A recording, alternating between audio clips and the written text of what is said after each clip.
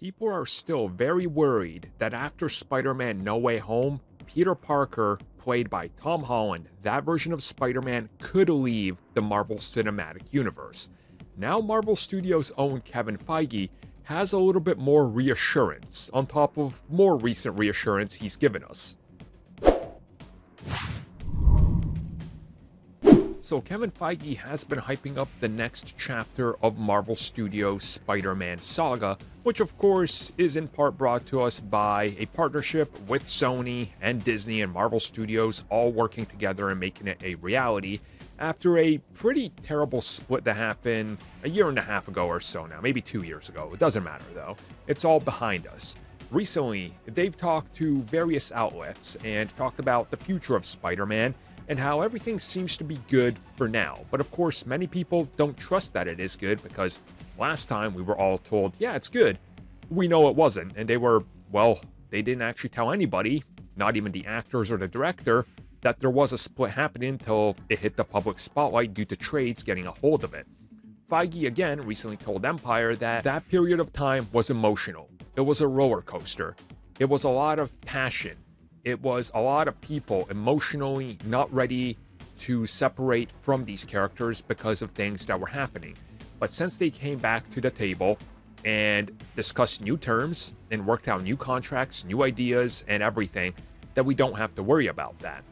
And again, I see why some people are worried that he's probably lying or they're all lying. But realistically, can we just look at what's happened? Venom 1. Kevin Feige never wanted that in the MCU. He never wanted Morbius or anything in the MCU related to what Sony was doing. Then the split happens. Suddenly, Venom Let There Be Carnage ends. And we see that Disney, among others, wanted to secure streaming rights for Venom Let There Be Carnage on Disney+.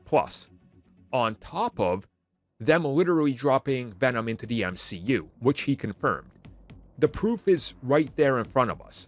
He's willing to bend over backwards and take Sony's continuity and tie it in just to keep Spider-Man. And the willingness to do that, I think, guarantees Sony a sort of, we can play in the playground, but you help us out a little bit.